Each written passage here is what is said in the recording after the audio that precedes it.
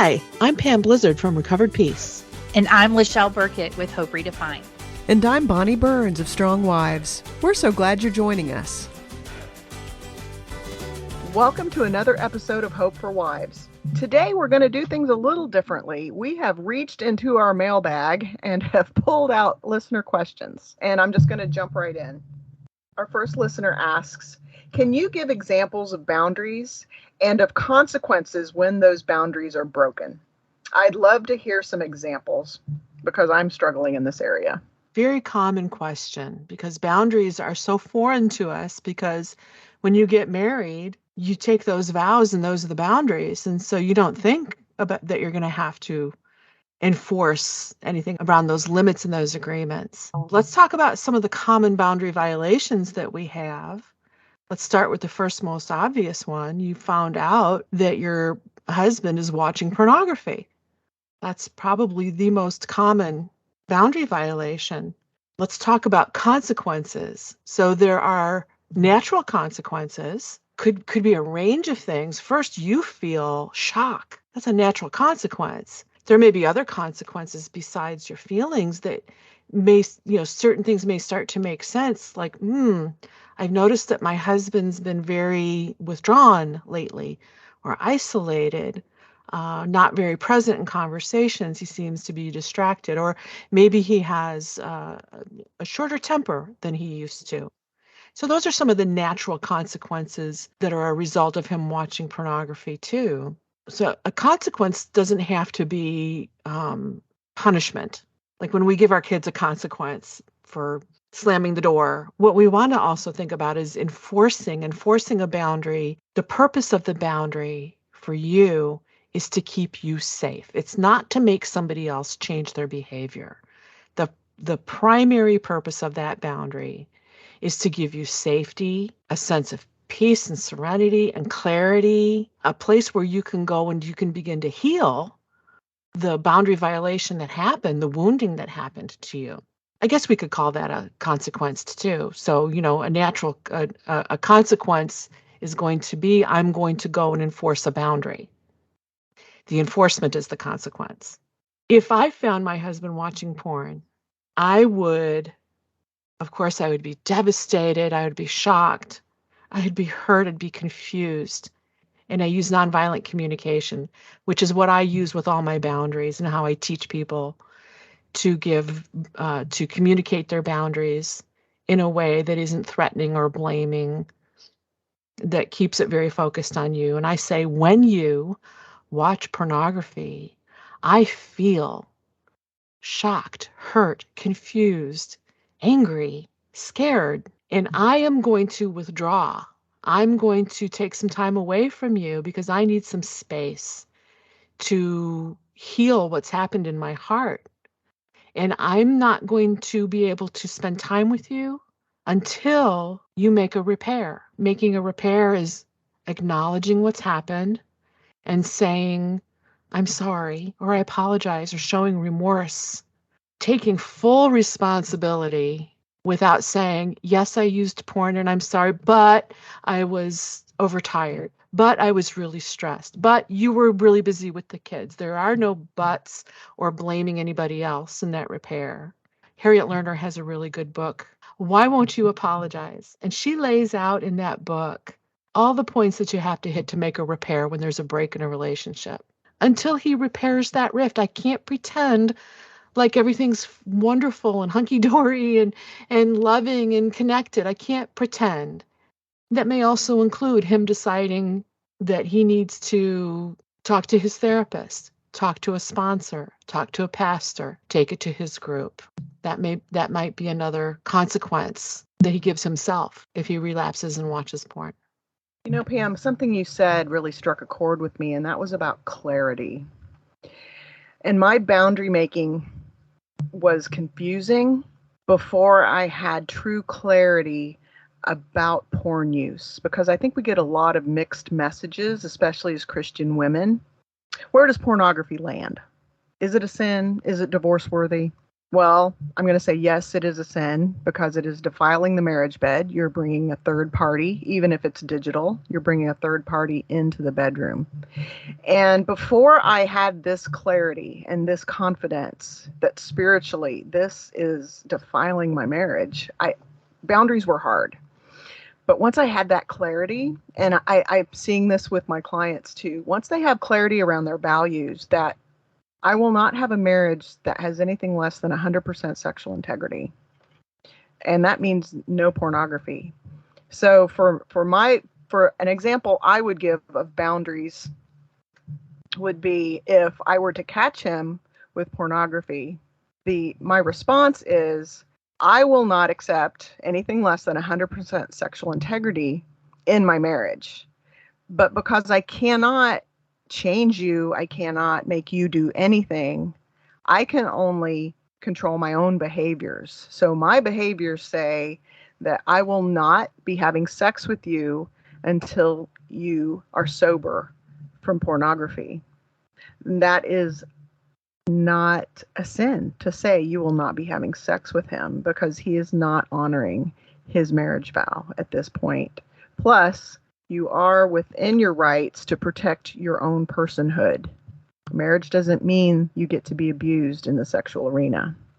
So that is one area. You talk about, is this, how serious is this of somebody watching pornography? Because we're going to get a lot of messages that it's not that bad. Everybody does it. Men are just this way. Those are all myths, by the way. Those aren't true. And we're going to struggle with that.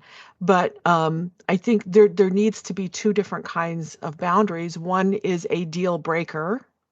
If you come running at me with a machete, that's probably a deal breaker. So a lot of women will have deal breakers that if you physically cheat on me or other really dangerous behaviors that are deal breakers, meaning no second chances, no third chances. But there's also the types of boundaries of things we can be patient with. And if you use pornography one time, I might be able to be patient with that. But if I catch you a second time or a third time, it doesn't mean I have to be patient endlessly, that I give unlimited chances. We're not meant to enforce boundaries forever and ever and ever. We're supposed to enforce boundaries that keep us safe. What I'd like to add is that in your boundary, you can be flexible. You can say, I won't be having sex with you for 30 days, and then we will reassess where your sobriety is. Boundaries aren't, unless they're deal breakers, like Pam's talking about. Maybe your deal breaker is an affair, and you're done, and that's okay. If it's not a deal breaker, you can put those parameters around it. Can I add a boundary consequence that doesn't work? If I find that you've been using porn, you have to sleep apart from me for 7 days. What change can happen within 7 days, or unless there is some sort of fruits expected, like changed behavior, like owning it, like showing compassion for the damage that you caused, making the repair, just sleeping on the couch for 7 days. That's just sleeping on the couch for 7 days. It may be uncomfortable, but what does it really do to advance somebody's recovery? So I don't recommend consequences like that are just, because that almost seems like a punishment. When I was reading the question, one of the things that we do as an organization, we have a support group that we run specifically around boundaries. And I know Pam also has curriculum. I think we've talked about this on a different podcast. When the listener was asking the question, can you give examples of boundaries, consequences? The word consequence, women have a love-hate with that, right? And I kind of do too. Like as a mother, I know that my kids have consequences, natural or enforced, but the bottom line is I didn't like that type of language in my marital relationship because I was looking for a peer-to-peer type relationship. So we actually refer to it as boundaries and responsive actions. So if this is my boundary, and if this boundary is crossed, this is how I will respond. And it's the same is true with if you had a physical boundary, a fence in your backyard. It's like, this is our boundary. And if you throw your trash in my yard, this is how I'm going to respond. I'm going to put the trash back over in your yard, right? Or maybe I'm going to bag it up and throw it out. I don't know. But I have a responsive action, and that's the consequence. Like Pam said early on, it's not about us forcing somebody else to change their behaviors. And one of the things that I had to learn early in my walk with the concept of boundaries was I needed to discover my values because I was attempting to create or enforce boundaries that didn't necessarily line up with my needs. Like Pam was saying about having somebody move out of the space for them, that didn't feel like a violation. If he had done what he had done, like pushing him out of the home or whatever, maybe that just didn't line up with where I was, and that wasn't a boundary that I needed. But I do need other things, like I need to see you working toward repairing this relationship. And that may look like getting back into your support group, having therapy appointments, blah, blah, blah.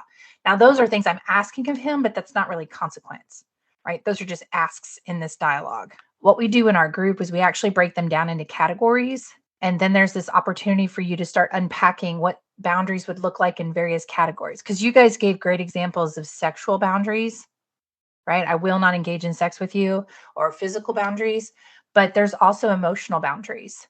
We have the ability to create emotional boundaries to help maintain our mental and emotional health. And so the question would be is, what do you need to feel emotionally safe? And that was probably a bigger boundary for me than even the others, because that was probably the greatest place that I felt a lot of risk and unsafety. So it was like, what are my emotional boundaries? So for me, it was, if you begin to gaslight me as we're attempting to have this conversation, I'm going to step away. We talk about spiritual boundaries, helping to bring joy and serenity and to help you live in an authentic way. The question is, what do you need to be spiritually safe in this relationship? So for me, for a long time, I was not comfortable praying together. Partially was because I think my husband that was still a place of unknown for him. He would make passive aggressive comments while we're praying together. It wasn't safe for me. So it was like, I'm not doing that with you anymore. Not until I can see that we're functioning healthy in the everyday and I start to feel safe with you before we go back into that space. The other one is communication boundaries, right? I've had this, we actually use communication boundaries with couples after disclosure. And we talk about, what does communication look like for you guys following your full therapeutic disclosure? And the boundary we set up is that they begin communicating their questions through email. And there's lots of reasons behind that. Mostly it's just to give them each space to process and respond with their best self versus being reactionary. But maybe that's a communication boundary that needs to happen. Is there's some guys out there that just like tell it everything at any moment they possibly can because they can't possibly keep the information inside. And she's so overwhelmed, and he ends up disclosing information while she's literally making dinner with a baby on her hip and loading the dishwasher. It's the most inopportune time for him to give her information, right? So maybe she needs to ask for a communication boundary that's, we're going to connect on Thursdays, and that's when you can disclose your slips and relapses. Like giving her the space to be able to feel like she can fully show up in that space. But that's a part of us being able to be aware of who we are and what we need. And then the last one we have as an example is our financial boundaries. There's a lot that may be needed there. You may have boundaries of saying, hey, you don't get access to our accounts anymore because you have literally just blown thousands of dollars on your acting out behaviors. Or we have a financial boundary in our home that had nothing to do with his sexual betrayal. It had everything to do with us trying to live in a debt-free relationship. And so it was like any purchase that was going to be made over $100, we had to call the other person first before we were going to do that. It's a boundary. That's all that is. There's a lot of other ways that we can have healthy boundaries in our relationships, knowing how we're going to respond, even if it is violated. Like that's the important part there. It's like, what am I going to do if this isn't followed through? And because I can't make him do anything. You don't want to be able to make him do anything. If I had made him do all of his recovery work and he was begrudgingly doing it, it wouldn't be real recovery. He wouldn't have gotten the credit. Oh, true. Yeah. Right. There has been so many times where my husband's like, well, I did the blah, blah, blah. And I'm like, I scheduled the appointment for you. You don't get credit for that. Right. But that's me controlling and then him trying to take credit from my work. And that is a part of that, the surrender. Mm-hmm. Right. Of being able to say, you're an adult and you can choose to show up in this space or you can choose not to show up. Yes. You can say, yeah. Do you want to be in a relationship with me? And if he says no, that's his choice. There's a lot of healing that will need to be done after that. But if he says yes, he does want to be in a relationship with you, then you get to tell him what you need. And as I was listening to Lyschel and all that wonderful information about boundaries, it occurred to me that some of my clients have a really hard time knowing what they need. And I think we might have mentioned this on the previous podcast, but if you have a hard time thinking about what you need, think about what you don't want. For example, my husband would talk to me in a patronizing tone that he was superior. That pissed me off. I did not want that. What I needed was a respectful tone, was a partnership tone of I'm his equal, not his child or his servant. So we had a communication boundary where if I say that your tone is offensive to me, then if you do not change that tone, I will walk away. Same thing as if he was yelling at me. If I tell you to quit yelling at me and you do not, I will leave the room. Actually, distance boundaries are the easiest boundaries to enact. You just walk away. You just said pissed on our podcast. Yeah, Did you think Bonnie. that's okay? I think that's okay. You just ruined all the Christianese that we had going on here. What other kind of boundary? I mean, really specific, and your consequence or response or whatever you want to call it. When you turned your back on me and walked away when I was in the middle of talking to you, whatever, calling out the behavior very specifically and factually, hey, when you were acting like a jerk, that's judgment, right? Calling out the behavior, saying, I feel, because my feelings are going to lead me to what I need. I feel unsafe. I need to feel safe. I feel sad. I need to feel happy. I feel a lot of hate right now and angry. I need to feel love. I'm not engaging. You don't get access to me. I'm going to go off and do my own thing. That's good for me. That helps me remember I am important. My mental health, my emotional health is more important to me than the relationship. Because without that, I can't participate in the relationship. I will say that for some of my clients, his distance is more for her mental health. He's a trigger for her. And so having him in bed next to her doesn't help her find stability. So sometimes it's for her to find stability that he needs to be gone for a while. And that's included in I'm not engaging with you. That means I'm not sleeping in the same room with you. I'm not going to eat with you. I will talk to you about children and finance, business kind of stuff. But you're not a safe person for me. Become a safe person. I'm just saying you have to be on the outside of the fence until you have the behaviors that are appropriate, that unlock the gateway into my presence. My presence is a gift. It brings me to the thought of boundaries are so good because he finally will know what he can do to help build that safety. So if he knows your boundaries and he respects them and he goes the 4th and 5th mile with them, it will help build that safety and help start to repair the relationship. So him knowing your boundaries is a good thing. And I know for a lot of women, they are hesitant. They're maybe even fearful to share boundaries. But boundaries not only protect you, but they help inform him of how he can help repair the relationship. You ready for this? What are appropriate boundaries for him to have? I know that there was a real imbalance that happened for me. I went from having no boundaries then to having a ton of boundaries. And then my husband attempted to say, no, you cannot do that with me anymore, Lyschel. Oh. And it wasn't that he was pushing my boundary down. Here's what was happening is that in my rage, I was sinning against him. I was throwing stuff. I was angry. I felt just all these things. And him coming back and saying, you can't do that. And oh my goodness, I was like, you have no space for a boundary in here. Okay. And then I was like, actually. Okay. So not personal boundaries, but what are his interpersonal boundaries with you? Absolutely. And I think that's important for our listeners to understand. But it is a very, very important line to know.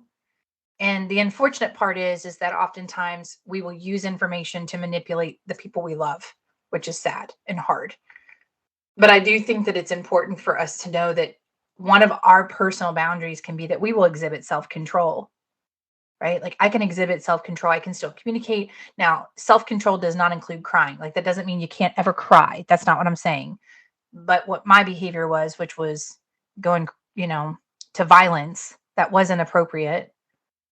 Even though it felt just and right in the moment, it still wasn't appropriate.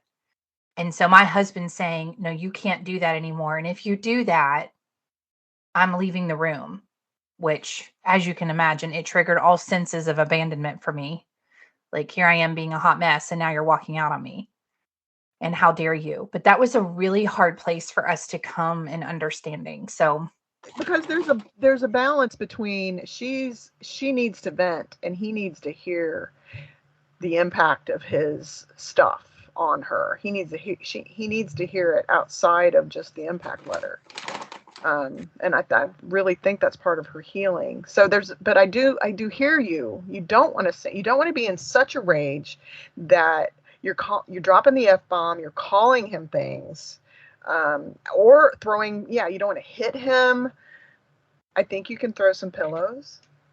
But so what's the balance, But I'll tell you what, if he says, when you throw a pillow, I feel scared, I feel sad, would you consider not throwing pillows? Because if you throw pillows, I will leave the conversation. That's a very fair boundary for him to have. And, rules of engagement are boundaries. When you come together and you need to vent out that pain, and he has to be able to learn to listen to that. And another really great tool is the tap out, because especially early in recovery, we are all dealing with extreme emotions. And I always say to my ladies in my groups, what do addicts medicate? Emotions. And so they're not medicating them anymore. We're all learning to get better at not feeling better.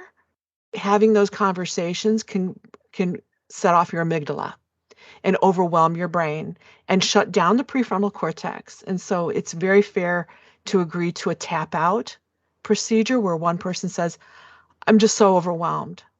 I'm so overwhelmed right now. I want to have this conversation, but I need to take a pause or a break.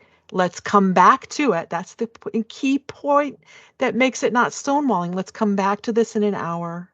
And the person who taps out, it's their job to come back in an hour and say, okay, come on, are you ready to have this conversation again? There is an imbalance now. There is a power imbalance, because where I thought we were equal and I found out that you were not all in and I have been disempowered. You didn't ask me if you could spend that money or have that private bank account. And so there is a power imbalance, and there needs to be a rebalancing of power.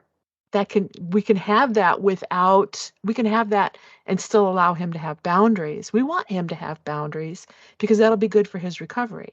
Yes, because he's got to start putting boundaries on himself around his porn viewing, around who he's interacting with on social media, all of those things. So yes.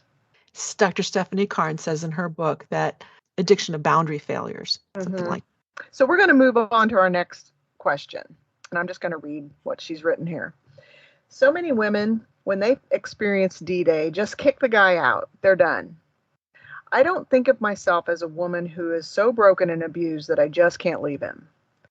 However, can you help me explain why I want this to work? I'm not questioning whether or not I want it to work. I do. I just don't understand why I want it to work. Because you love him, and he hurt you, and he wounded you, but that did not switch off your love. You are wounded and hurt because you love him. We value our marriages. Our marriages are something that we prize very highly, rightly so. And we want it to work. We want it to be fixed. And I think it's probably a myth that most women just break it off after they've been cheated on or find their husband using porn. We think we're going to before it happens. We think, boy, if my husband ever cheats on me, that's the end. But when you're actually in it, it's not what you think it's going to be. Many marriages do continue on. The three of us are perfect examples. I think there's a spiritual component here too, because We have a covenant. It's if it's two Christians who have come together, you create a marriage covenant with each other, but that covenant includes God. So in the spiritual realm, you are solidly bonded together as one, and I don't think that's easily severed. We have principles that allow us to sever it, adultery, I would say abandonment and abuse as well, but that doesn't necessarily mean that it severs immediately. So I think it's natural for us to want to try to save it, especially for pragmatic reasons as well. If you have children together, you want to keep your family intact. I've heard that from a lot of older, and I will say older partners that I have coached. A lot of their motivation is for their family and the grandchildren, and having this extended unity. Pragmatic as well is it could really change your lifestyle. Now, that's not a reason to stay necessarily, but it's pragmatic. It's something to consider. And the third thing is all the memories you've created together. Depending on how long you've been married, you could have a lifetime of memories together.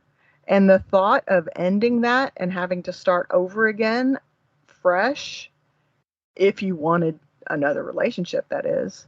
But the thought of that all being a season that's ended and gone, that's another reason that it could be hard. Can I add too that we have investments? There's just so many reasons beyond the romantic attachment to stay. And I will say that even when I found out about my husband's acting out, there were still things about him I liked. Even though for a short while, when the trauma was high, I wasn't sure what was real and what wasn't. However, as things became more stable, I could see there were things I still liked about him. We still had fun together. I was trying to answer this from my own perspective. I totally agree with the answers that you all have given.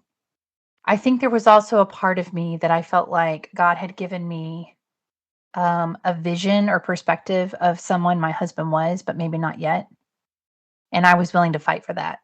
I knew that what we brought for one another, that refinement process of being in relationship with each other, could lead to something great. There was still that tiny piece of hope in knowing that the Lord had a greater purpose. I'm mad at the way that God was going to go around about creating this greater purpose, for sure. But I think that was what held me in the fight, that kept me in the fight, was like, no. Because once you see a woman get to a place of understanding that this behavior, addiction, all the things are really not about her, they're about broken pieces that he brought into the relationship, that's a game changer. Like, I have that Azar warrior spirit inside of me. I feel it. I know it. People have called it out in me. And so I think that's the other thing, is I think most women are fighters like that. That's why you have phrases like mama bear, right? I'm going to go mama bear, because women do that. We do fight for the things that are worth fighting for in that regard. So I suspect that this woman's why is because she knows that deep down inside, even though she can't see with her eyes yet, but deep down inside, she knows she's fighting for something bigger.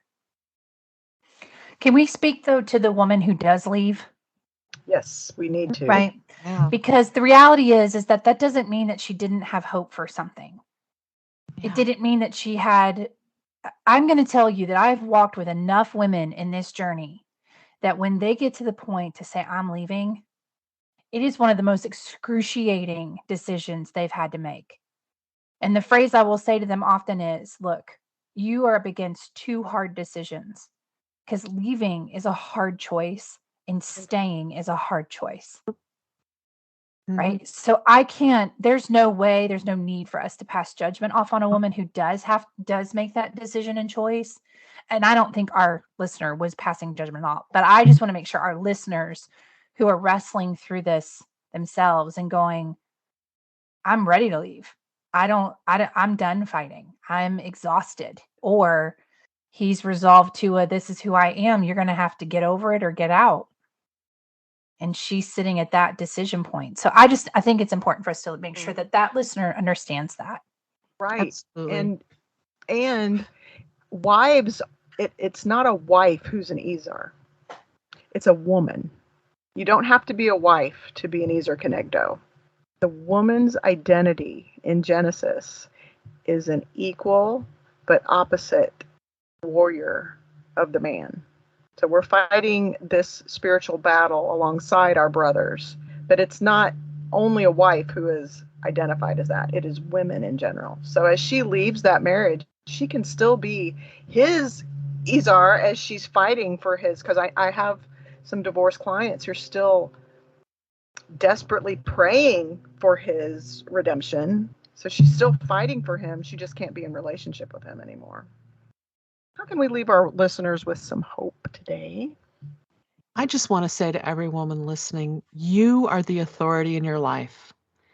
You get to experience the results of your decisions. So you get to make those decisions. No one else can make them for you. You have authority, you have autonomy, you have agency. People will judge us always, but nobody has the right to judge which decision you make. The hope I'd like to leave for the lady who's struggling with boundaries is for her to know your needs and wants are just as important, and they are just as valid as everyone else's needs and wants in your world. Yeah. I'll add this for our listeners. The encouragement I want to offer or extend to them is to also understand that God lives a boundaried lifestyle.